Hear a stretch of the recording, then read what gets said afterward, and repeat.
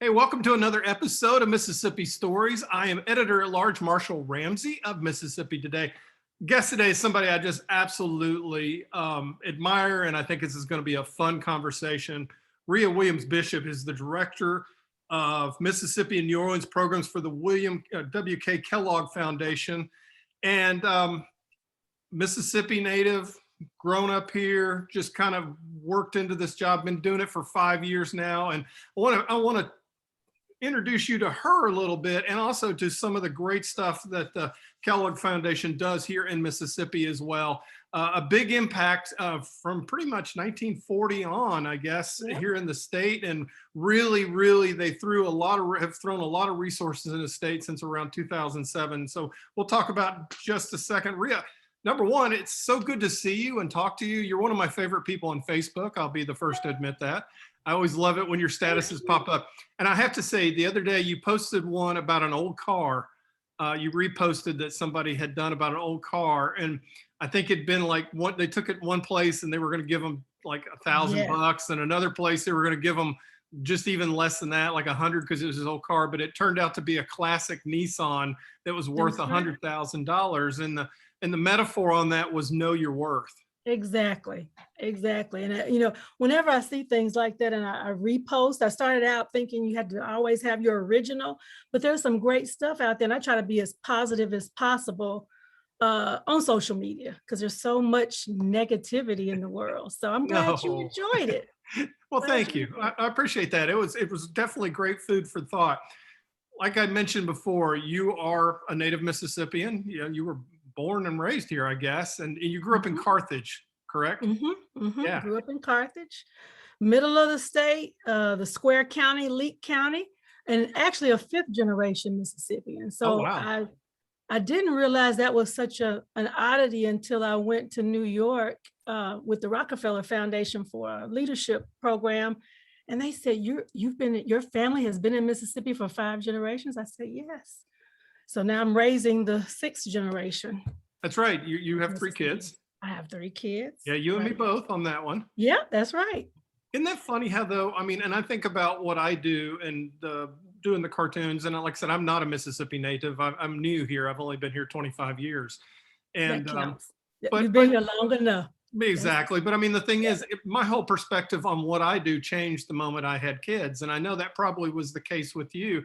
I mean, you've always been a service oriented, but at the end of the day, you want a better state for your kids to inherit.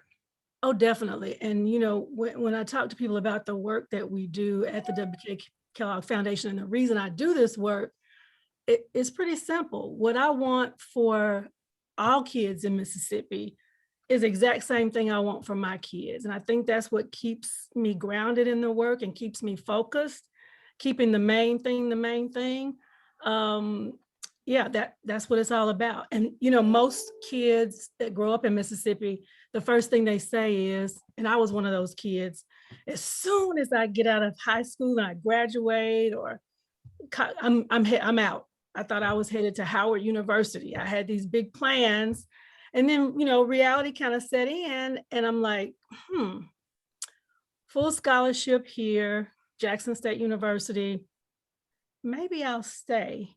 And then after college, I said I was going to leave, and that didn't work out. So I stayed. And, once you stay for a while, you feel drawn and compelled to stay here and do work. I've got lots of friends and relatives that decided to move on, but I'm glad I stayed.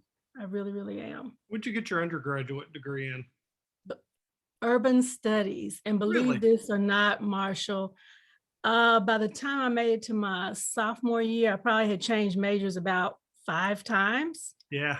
So I never really knew. Some people just know. My husband knew he wanted to be a stockbroker. Yeah. I mean, he knew that in high school.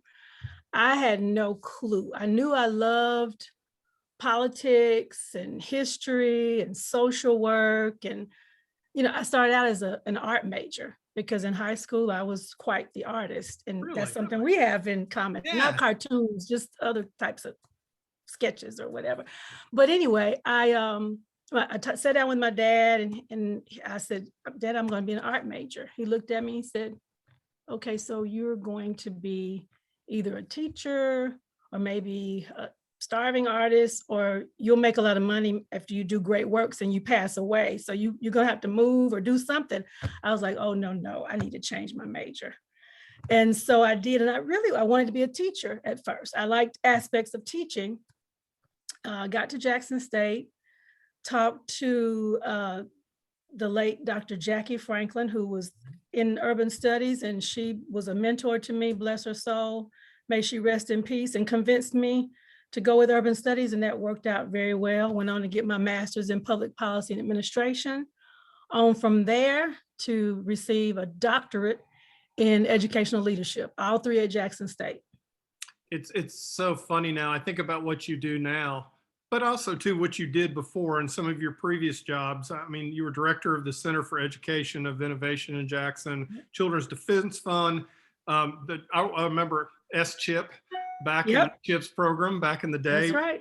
For that as well. And I mean, all these jobs, it seems like everything was preparing you for what you do today. Exactly. As I mentioned earlier, it was not a straight line to this position. I didn't even know. I had an idea of what philanthropy was. I had no idea that someone could make a career of it. And, I thought family foundations, people just, gave away their wealthy relatives' money. That's just really what I thought of philanthropy. And, through my educational process, the mentors I've had, every step of the way, internships. So I interned with every level of state government. All those things prepared me for what I'm doing right now. It was a winding road, not a straight path. And I'm grateful for that. It's like as doors of opportunities opened, I was able to step right in. I remember graduating. I remember December before I graduated with my undergraduate degree, applied for about 20 different jobs, did not receive one notification to say, okay, no, we selected someone else, no comments at all, and decided, what am I going to do? My best friend called me and told me about the Patricia Roberts Harris Fellowship in Public Policy at Jackson State. So I signed up. I said, no job, I'll just continue in school. And it's just worked out every step of the way. And I'm very thankful and grateful for that. That's really good advice for somebody who's watching, who may feel like that they're suffering setback after setback. However, those setbacks may not truly be setbacks. Exactly. And so when I worked for Internal Revenue Service for 5 years, and everybody that sees that, they think you are just like the opposite of what the Internal Revenue Service would be. And I said, well, I did the touchy-feely things like safety and security for the building, management analyst, sort of a troubleshooter, got to set up the Vita site at the medical mall before it became the medical mall. It was like an abandoned mall. And literally we'd have probably 50 people lined up waiting for us after work to get assistance with their taxes. And that was very fulfilling. And so that's really when I began to figure out, okay, I'm leaning toward more nonprofit service-oriented work. And that was the beginning of my, putting my toe in the water around the nonprofit work that I eventually made my way to. The Kellogg Foundation was founded in the 1930s. In the mid-30s, Keith Kellogg, who, of course, I had Raisin Bran this morning, so I contributed a little bit to the cause. But he made an incredible gift of $66 million in Kellogg stock to help fund this, which I guess is about $1 billion today, and a huge gift. And so, and I mentioned the 1940 day thing. Mississippi was on the foundation's radar really early on, wasn't it? Very, very early. Mississippi and New Orleans have been on the foundation's radar for quite a long time. It's a wonderful thing. One of the quotes that I love that Mr. Kellogg stated that I use over and over again, one of the most beneficial services that could be bestowed upon civilization is to make the lives of little children happier, healthier, and more promising for their adult years. Yeah. And, another quote, he says, do whatever you will with the money, but just make sure that it is there to help children. And that says a lot about him. And it's interesting that you would mention Mr. Kellogg and his wonderful gift. His birthday was April 7th. We just celebrated it earlier in the month. And then the foundation itself turned 90 years old last year. Yeah. We were going to have a huge celebration, but the fact that the foundation has been here for this length of time, doing all the great work, making sure that children are thriving, families are working, and in equitable communities, I think says a lot about his vision. He was a breakfast cereal entrepreneur and innovator, but by far, I think the foundation is his greatest legacy. I'm about to say, what a wonderful legacy and what a wonderful gift. And, I think we talk about, and we have so much to unpack. So, I mean, we've got plenty of time on this, but, in 2018, which seems like 5 million years ago now. I mean, it's incredible. You released the business case for racial equity report. Yes. And there is a number in there that just absolutely will gobsmack you, that if we actually eliminate racial disparities in health, education, workforce, housing, and criminal justice here in Mississippi, all those are very real and very strong issues. It could be a $54 billion gain by 2050. Yes. We're not talking that far. We're talking 30 years. Right. You won't look different. I look a lot older, but still, you're talking 6 times the state budget. Exactly. In money. That's why this work is so important. Yeah. So, I mentioned, thriving children, working families, equitable communities, but what our president and CEO focuses on is the DNA of the foundation. Right. That's community engagement, leadership, and racial equity. Right. Until we can really wrap our arms around what does it truly mean to create an equitable society where we don't, and we put aside the hierarchy of human value. Right. I mean, we love to talk about, and it makes sense to talk about the social gains, but as you mentioned, with the business case for racial equity, and this was the main point, we want people to realize and understand that it's an economic issue as well. Yeah.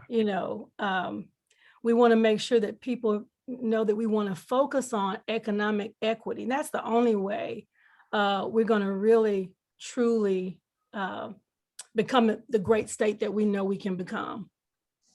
You talk about, I said 2018 was a million years ago. Of course, I think 2019 was a million years ago because that was the last time before the pandemic. That's right. And so here you are in your 4th year of, doing what you do with the foundation. Suddenly the rules change. And one thing I'll say about the coronavirus is it was kind of like Toto and the Wizard of Oz, how it ripped back the curtain.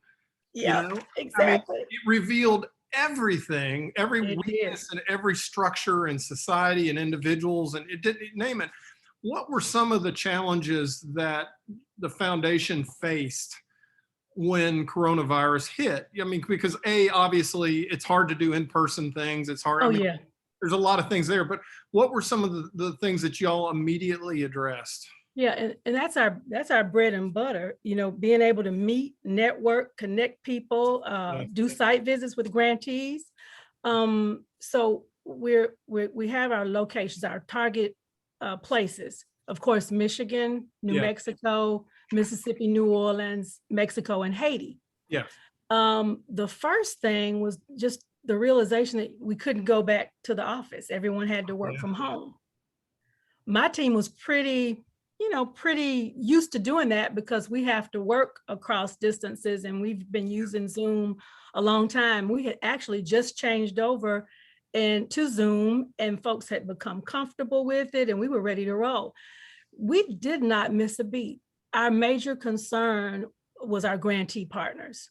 Yeah. What were the needs? I mean, the fact that the economy, we basically had to shut down everything. And so that put an additional strain on grantee partners. And my team, we really pulled together and basically called every grantee partner, had conversations with them to see where they were and what their needs were.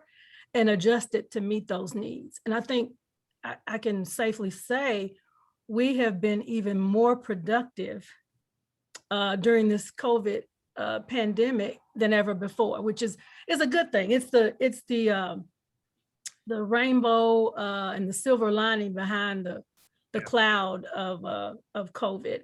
And we will definitely adjust. We will go back to the office in some capacity, but it will be a new normal. We will never, I don't think, fully go back to where we were. But that was the biggest challenge, just trying to make sure that all of our grantees had what they needed so that they can in turn provide the level of support and service that our communities, families, and children so desperately deserve. And then in Jackson, if COVID and then the water crisis. That's right. So we're always trying to be prepared and being as proactive as we can to help in situations like this. And I often tell people, we connect, we collaborate, connect the dots, are supportive, cut the checks, but the grantees on the ground, the nonprofits do the work. And hats off and kudos to them during all of these different pandemics and disasters, whether it be Katrina, whether it be the ice storm of now 2001, they're always there, willing to lend a hand and be supportive. That's one thing I've discovered about Mississippi, and I always talk about chainsaws and casseroles. Like if a tornado hits your house, exactly. There'll be a church fan in your front yard full of That's people right. to feed you and cut the tree off the thing. We have this incredibly giving structure here. Tell us a little bit about some of the grantees, because I feel like that they are truly heroes. They are on the ground. Grantees. And let me go back to Katrina for a minute. Just when you think about the thing, and this was my pre-Kellogg days, and I'll have to say this. We were kids back then. We were kids, all right. I've been pretty much funded by the foundation my entire career. The CHIP work that I did while at Children's Defense Fund, Southern Regional Office, the work during Katrina, and just to highlight what you shared about casseroles and chainsaws. When Katrina hit, we were without power for probably 2 weeks here at my house. We had electric power lines all down. We couldn't make calls on cell phones. Towers were down. When we finally were able to connect with all the staff members at CDF, the first thing we did was, okay, what can we do to help people who are at the Coliseum from New Orleans? We started connecting families and eventually connected 200 families. And so that type of work, whether it's One Voice, CDF, United Way, Southern Echo, you name it, we work with them and support the great work that they do. Mississippi Center for Justice, and I could go on, and I don't want to, I'd have to list 100 or 150 different grantees, but these are the people on the ground, the William Winter Institute, the Mississippi Economic Council. And the other thing I want to point out, Marshall, is, we have to focus on, we can't focus on just funding direct service and those models. We also have to fund work in partnership, hand in hand with business leaders, with our elected officials. Our budget is a drop in the bucket when you think about the needs of Mississippi. So we have to constantly strive to leverage, push and pull each other to take this work to the next level, or we would get nothing done. I often use the example, if I'm trying to make a decision about investing $1 million, like where do I put it? We get hundreds and hundreds of applications, and you can't fund them all. But the decision is this: how can we leverage? How will it be sustainable? We want the investments to last. And so back to the $1 million analogy, I could take $1 million and run a solid top-notch, high-quality after-school program or summer program and serve 100 kids well. Yeah. Then at the end of that summer, that year is completely over. Great, I've served those children. What happens after that? So we try to make decisions and focus on systems change and policy change. If I put that $1 million into building a bigger system, or, you know, funding advocates who can help move a policy in a direction that will better serve children, guess what? I can serve about 100,000 or more. On and on and on. And so, you know, it's a rewarding job. It's also a tough job. My joke with people when I talk to grantees, I say, I never would have thought it would be so hard to give away somebody else's money. Yeah. But then the flip side, or the you know, serious side of that is we have to abide by our IRS rules and regulations for, you know, funding of 501c3s and how we fund and what we fund.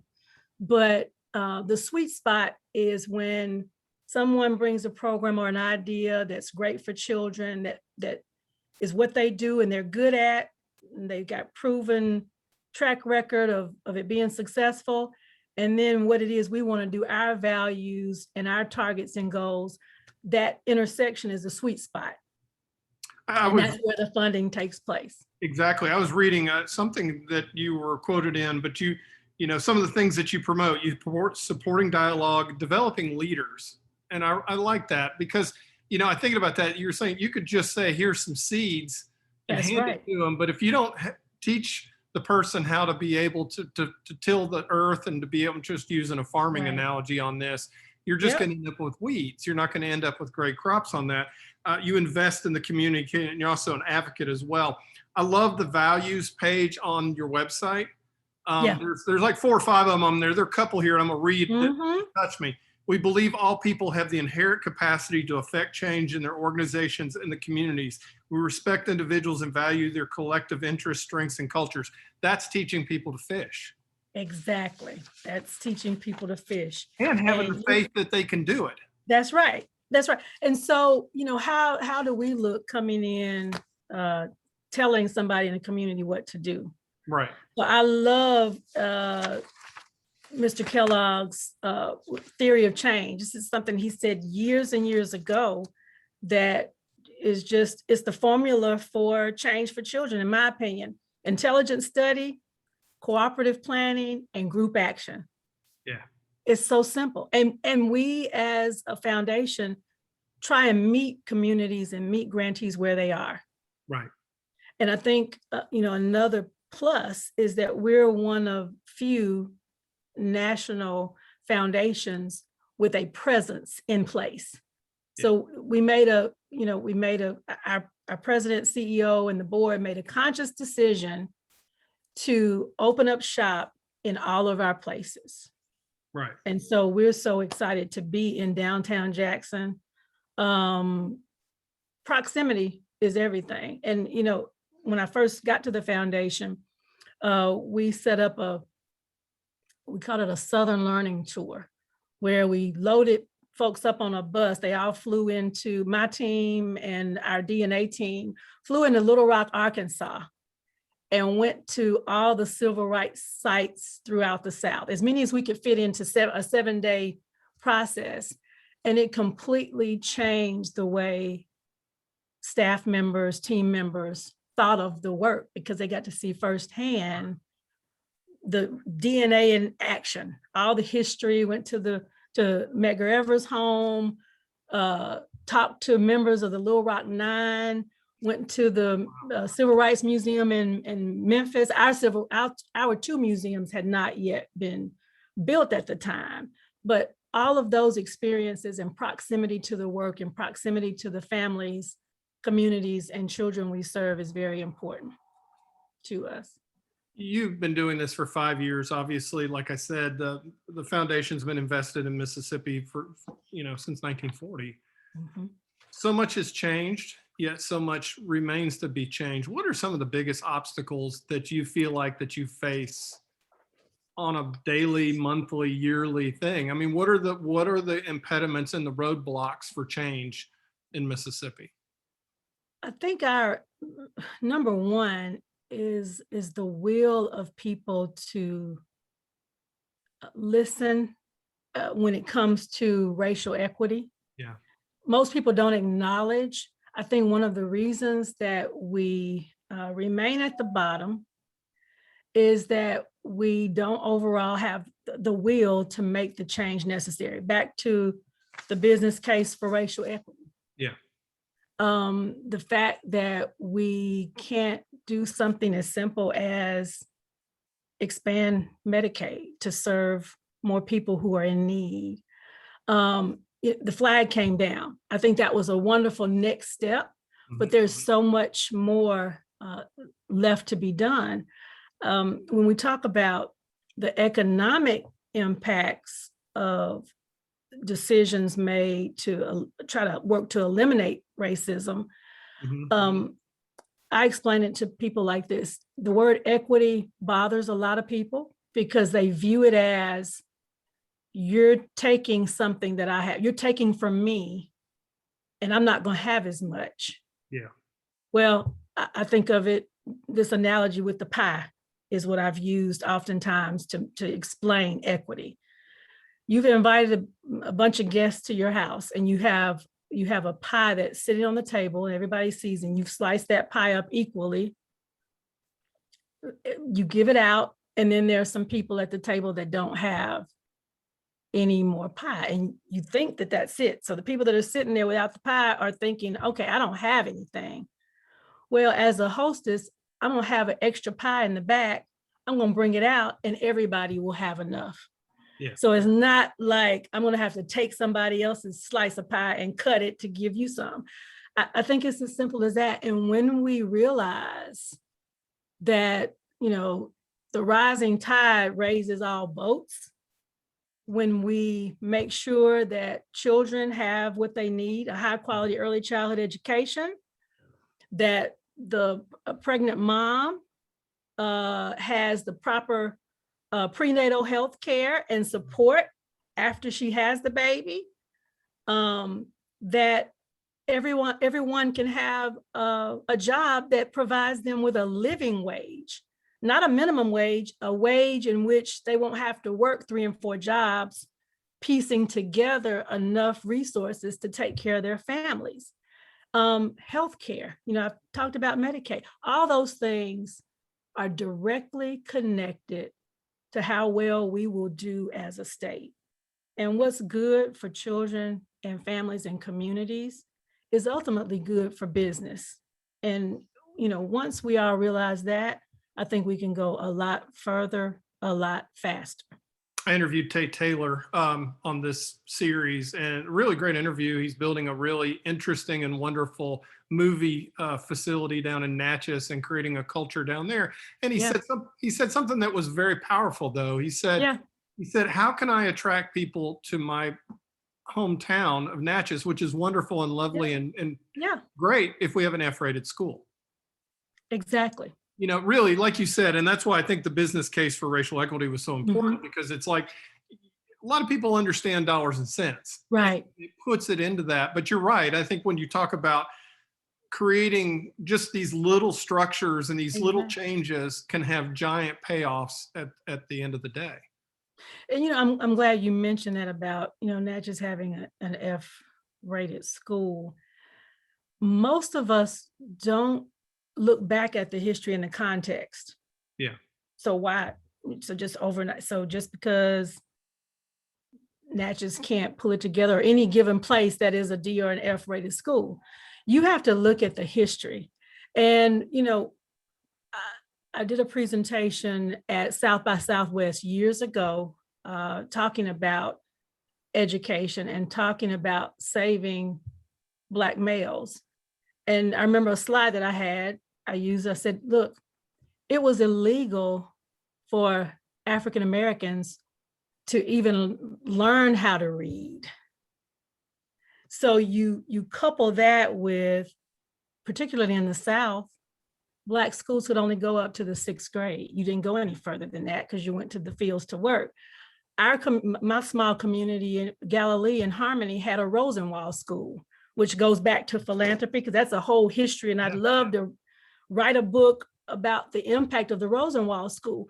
But it offered the opportunity for Black students to go to the 12th grade. They were all across the Southeast. And if you look at communities that came out of, that era, and students that came out of that era, they all did very well.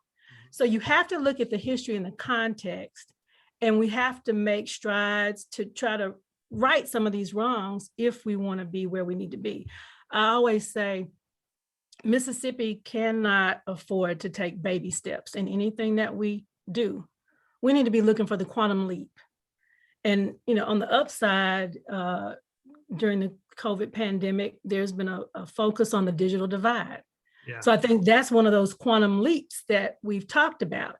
If we can move forward in technology and make sure that our students have access to all these technology tools, and then the ceasefire push for legislation that requires computer science, I think those are all wonderful strides. We'll get there, but I think they're just some small things that we can do that would take us to the next level. The 2 museums is phenomenal. I mean, the fact that we have the only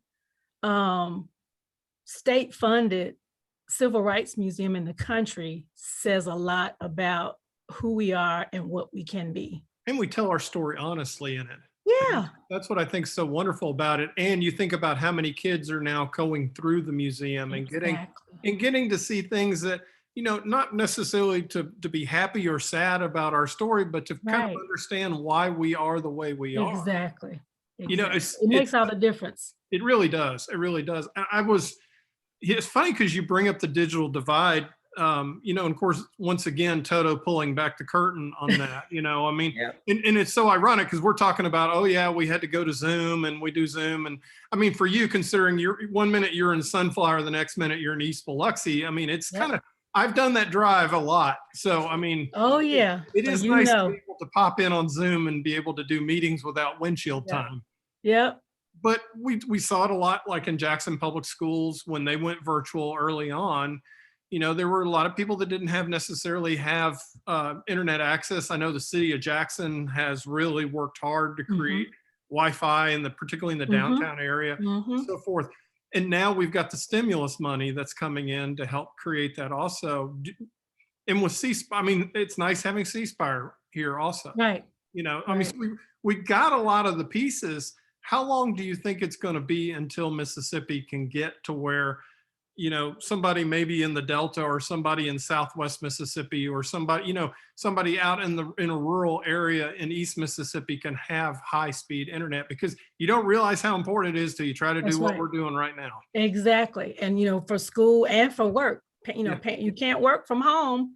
If I go to Carthage right now and go visit my parents, I can't do my work. I literally had to sit out in my truck at one particular point. I was checking on them and I had a meeting and I had to sit in my truck to do my Zoom call. But, I think this is doable. Yeah. If we pull together, we were talking there, we pulled together various groups, various other funders discussing what the possibilities are. And my hope is that within the next maybe 2 years, if that long, with all of these funds coming from the American Rescue Plan, this is the biggest opportunity that we have, I think, as a state, as a nation, to, deal with infrastructure, to do whatever we can to make sure that everyone who needs it has access to technology, access to high-speed internet. And then we have to use more than our dollars. We have to use our networks, our influence, our convening power to help communities make these connections so that the people who need it the most can get access to these dollars that are coming down from the federal government. That's our obligation. We have to make sure that we do that and take advantage of this opportunity. you talk, and I read a wonderful article. You were talking about healing racially between people, and it seems like we're at a time right now, and even beyond racial, just political and everything else, we're yelling past each other. You know, Yep. if somebody doesn't agree with you, you just write some nasty thing on Facebook or whatever toward them, and then you move on. It doesn't matter. But I loved your advice here, and I'm going to quote one of your articles. It said, "You find common ground between Black and white people." Yep. And I was thinking about, I was talking to a friend of mine, and she was telling me about, she was afraid for her sons to go out in the car, and, Mm, you know, they might get pulled over and what could happen. And, you know, I mean, with everything that's going on with that. And I'm thinking, well, I've got sons now, and I don't worry about that per se. I just don't want them being a smart aleck if they get pulled over. But that kind of created that bond, because I'm thinking, you have sons, I have sons, we have, right. and I love my sons, and I know you love your sons. I can understand why you feel the way you do. It was Yeah, like a moment of empathy. But it's like, we've got to be able to create that relationship, exactly. and before we can feel comfortable, before, like, for instance, you and I become good friends and everything else, and you can just look at me and say, Marshall, this really hurts me, and because Yeah, we're friends, I don't want you to hurt. right. So Right. that's what we've somehow got to get to, that point, to We, get where we we can do. have that discussion with each other. We do. And we have to get to a point where we don't shut people out. So back to your point about everybody's kind of dug their heels in and gone to their corner, whatever they believe in. Yeah. If you're in a bubble and you're not ever interacting with people who are different, whether it's Yeah. race, whether it's religion, whatever the differences are, you have to understand who they are, what they're about. You have to get to know people. Yeah. You have to talk it through. And you acknowledging the hurt is required before anyone can heal. So that's why we love the healing circles model. Yeah. The William Winter Institute, has shared that model broadly. Where those types of conversations take place is where I think we make the greatest gain. I've had people say, well, when people on social media make a negative comment or say they don't understand or say something you don't like, most people just unfriend them. Yeah. That's not the thing to do. If we want to have a dialogue, if we want to change the narrative, we cannot continue to preach to the choir and stay in the pulpit. We've got to go out. You've got to talk to people who you don't normally talk to. And so I really believe that that is the only way that we will make a difference. And we have to be empathetic. I have to be able to hear your story. You have to be able to hear my story. You may not agree with it. You may not even understand that perspective, but we have to give it a try if we want to work this thing out. I know, I kind of see where we are right now in the world, and it seems like, yeah, maybe we need to try this and try to get doing this. Yeah. I'm looking back at the last 5 years and all the programs you've worked at. Where do you see the foundation going in the next 5 years? Wow, that's a great question. So in the next year, we'll be finishing up our current strategic plan. Yeah. I don't foresee any major shifts. I think we will build on the work that we've done. Mm-hmm. I think you will see us go deeper in some of the bodies of work, whether it be health equity, employment equity, early childhood education, and education equity focused on children 0 to 8. I think we'll just go deeper in that type of work.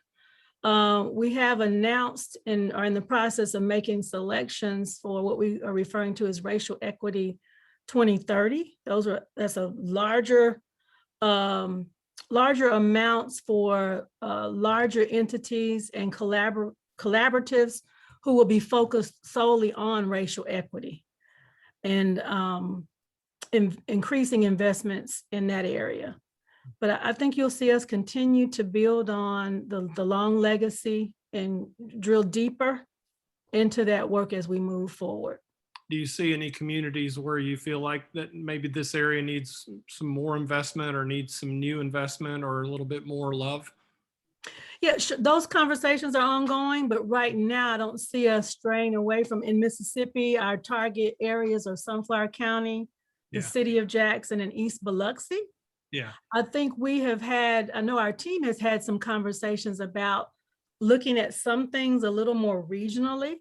Yeah. For instance, food work Mhm. is important to us. And we didn't even realize until we started talking to our New Orleans colleagues how dependent the city of New Orleans was on Mississippi produce. Really? Had not even thought of that. So that opens the door for more conversations in ways that as a Gulf Coast region, we can do more to support organizations in Mississippi and even help New Orleans in terms of produce. The same thing with, we've been partnering and doing some work with Ingalls Shipbuilding. They recruit all over to fill those jobs. Pensacola, Florida, I think even some areas in Tennessee. Well, New Orleans is right there. So we're talking about, what can we do to help with that conversation to broker and allow more New Orleanians to come over to Ingalls and other Mississippians to get those jobs? And what can we do to help skill people up for those types of positions? Those are the kinds of conversations that we focus on to help mold and influence the types of funding decisions that we make. Once again, in your values page, this right here, we believe in helping people help themselves through the practical application of knowledge and resources to improve their quality of life and that of future generation. Boom. That's it right there. That's it. Yeah. That is definitely it. All right. So I made you put on your crystal ball hat and all that good stuff. Whatever a crystal ball hat is. Anyway, now look backwards. In the 5 years, like I said, we're coming up on your 5th anniversary, which has gone by in a blink. What are the biggest successes you feel like under the last 5 years of your time there? And what are the things that you wish had ended up maybe going a little bit better? That's a really good question. I think one of the biggest pieces, I talked a little bit about the skill building, or the fact that, and it goes back to brain drain, what do we do to keep people in the state? And if you look at, there's an app that talks about Mississippi jobs. And I think last time I checked, it was like 45,000 jobs. I'm sure it's probably increased 2 or 3-fold because of due to COVID. But skilling up, helping people skill up for better paying jobs. My BEST program, Mississippi Integrated Basic Education and Skills Training, that I can never remember. I have to make a note of what it is, has been a phenomenal way for us to help folks skill up and provide the types of wraparound supports that are needed so that they can stay in school, receive a certification or a degree, whatever it may be, to put them in a prime position to go out and get a better job. That's been one of our best investments. I also have to say the 2 museums. We were an initial investor. I think just what it's done for the Jackson economy, what it's done for the state of Mississippi. People are coming from all over. For one of our celebrations, a National Day of Racial Healing, and we said for a weekend, I think it was the weekend of Dr. King's birthday, like that Friday through that Sunday, we would cover the cost. And we have a picture where people are lined up. I was just floored. I could not believe it. People were lined up almost twice around the building or out into the street. And, I saw that and I almost cried because I knew what all had gone into just having a conversation with the leaders that helped make that happen. Those 2 were phenomenal pieces. And then our investment in early childhood education, you see the list can go on and on. I have two more I'll list. Oh, that's okay. We can- Early childhood education, and I have to say I was on a call yesterday talking about the NEAR report has Mississippi ranked in the top 10 on early childhood education. I have been working on early childhood education, so I won't tell my age, since I was about 12, but no, when I first got to CDF, Yeah. after the CHIP work, the Children's Health Insurance Program work, that was my next body of work, the supporting partnerships to assure ready kids. We came up with a model of what could work in the state for Mississippi children. And now look at where we are. We're putting in millions. When I first started with the foundation, the state put in $0 toward early childhood education. Now we're putting in millions, and it's a wonderful thing. The work with Jackson Public Schools and the Better Together Commission and that whole process, getting to the point where the district has a 5-year strategic plan, and the new superintendent, Dr. Green, is working that plan. The team he surrounded himself with is working that plan. We couldn't be more excited. At the time, the governor, Governor Bryan at that time was considering state takeover. Mhm. Literally, we were sitting in Battle Creek for what we call Huddle Week. That's when all the staff members of the foundation come together to meet.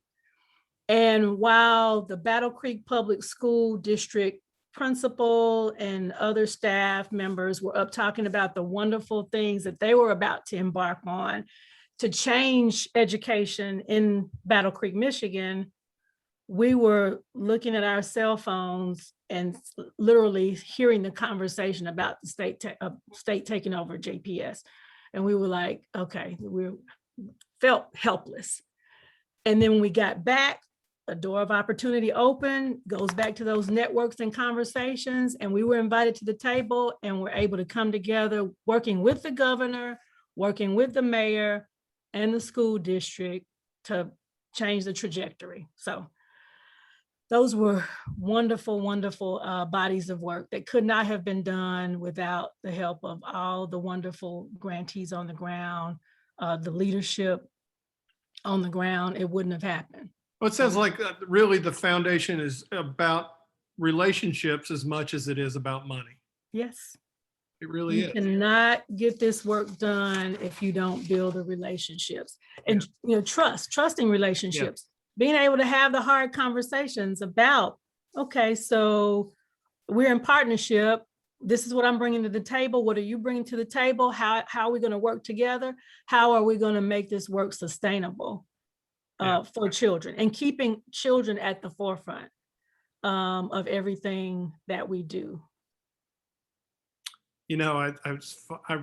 My mind went back to the point where the state was going to take over the Jackson Public Schools. And I kept thinking, I think I did a cartoon with the analogy of the dog catching the car and not really knowing what to do with it. You did. Yeah. It seems like 1.5 million years ago, but like I said, I'm so grateful that worked out in such a positive way. But once again, the relationships, and that's how it works out. Speaking of relationships, you have a great staff.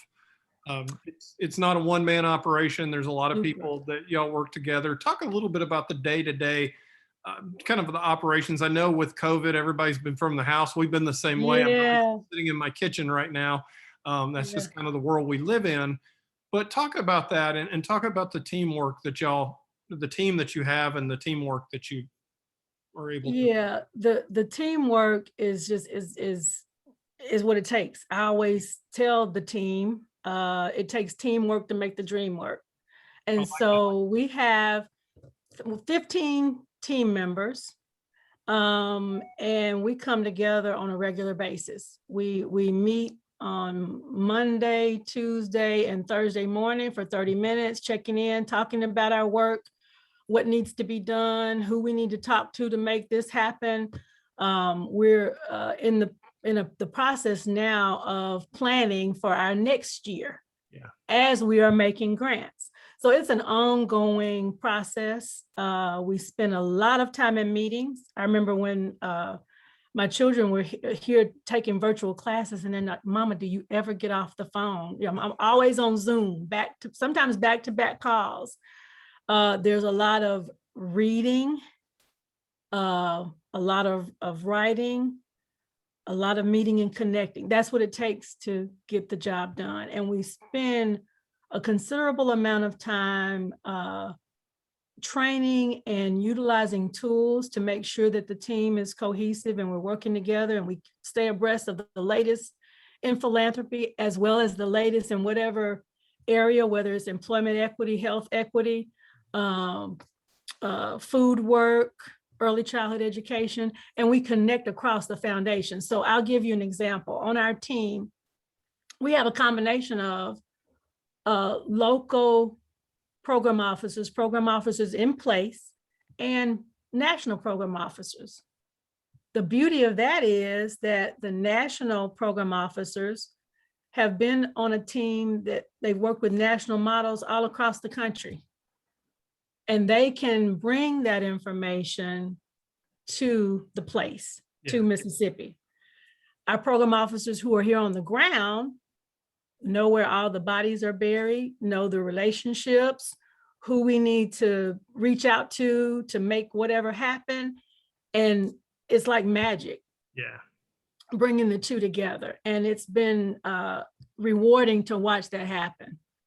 And, you know, working with other foundations across the state. That's been another rewarding piece. You know, we work with the Walker Foundation. We work with Woodward Hines. We work with the Hardin Foundation. So we're all in this together. And it's just a beautiful thing to be able to, you know, tap your colleague to say, look, we need some help with JPS and Better Together. Yeah. And lean on each other in that way. So we have a dynamic team. I'll also say my team is Mississippi and New Orleans. Mm-hmm. So we also get that mix. We can run something by New Orleans if they're further ahead in some employment equity work. We cross-pollinate, or their ideas here on racial equity work. We can share that with the New Orleans team. And I feel like I haven't given them enough love today. And I apologize to the New Orleans folks, because I know how hard they work. No, that's okay. They understand. That's my second home. Well, my third home. First home, Carthage, Lee County. Second home, Jackson metropolitan area. Third home, New Orleans. And I guess you could say my fourth home is Battle Creek, Michigan, when we're not in this pandemic. Exactly. Which hopefully we are starting to get out of. We hope the variants will stay at bay and that people will be good and get their vaccine. Yep. That would be a good thing. I tell everybody to be very open and honest. A couple of weeks ago, I had the pleasure of being on a call with your team. So I got to meet some of them virtually, and that was really, I really enjoyed it. I just think it's fascinating, because I think you touched on something really important. There are a lot of great foundations in Mississippi that are doing incredible work, but the fact that you're working together, because sometimes you feel like, you know, if you get a whole bunch of people in a boat and they start rowing in different directions, you ain't going anywhere. No. You know, and it's the fact that you can have those relationships and that you guys can actually work, and that's to me, that just shows you why we're going to be able to make some progress in the state. Exactly. Well, trying to think here. Is there anything I've missed? I mean, obviously, I need to ask you this. Mm-hmm. If there's a potential grantee out there that's watching right now and they're wondering, well, how do I, you know, apply, or how do I get in there? How does that process work? Great question. Simply go to our website, and there's a portal there for them to make an inquiry about applying for a grant. They can go in, they set up their registration, they go in and register, and from there receive instructions and on what they need to upload and submit. And it's 24/7, 365 days a year. So you can apply at any time. You know, there's some foundations have like a window. We don't have that. And once you apply, you'll hear from us.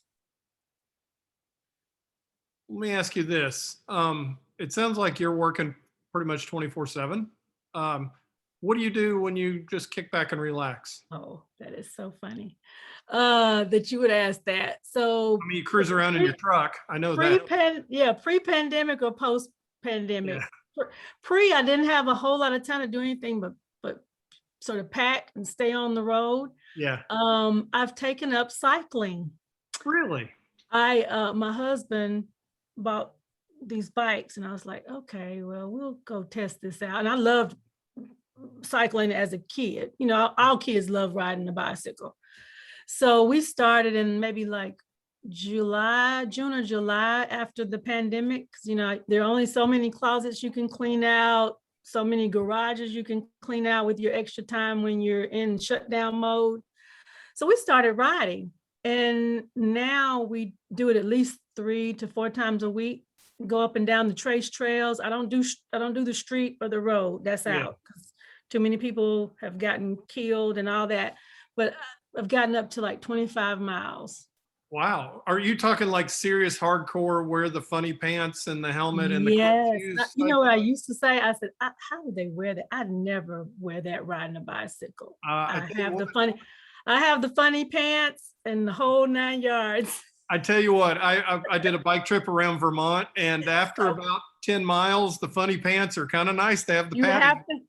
I wouldn't do it without the funny pants. And, you know, first I may be able to make it 3 miles and the kids and my husband would run off and leave me.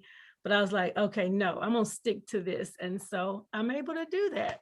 Try to walk around the neighborhood after, you know, when you sit on Zoom calls all day, you have to figure out a way to be active. And so I do that, and I love to cook. Shrimp and grits, Southern specialties are my specialty. So I absolutely love to cook. What time's dinner then? We'll have to invite you over. We've all had our shots and everything. So we'll have to do it. That would be wonderful. Yeah. That'd be wonderful. Thank you so much for taking the time with us today and in educating us a little bit about the foundation, but telling us a little bit about yourself too. Yeah. I appreciate the opportunity.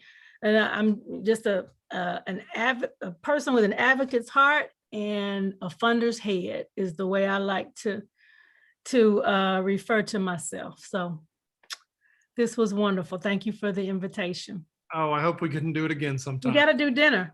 Oh, that sounds good. I'm hungry. Okay. Shrimp and grits sounds great. Well, you take care and thank you so much. Okay. Take care. Okay. Bye-bye. Bye-bye.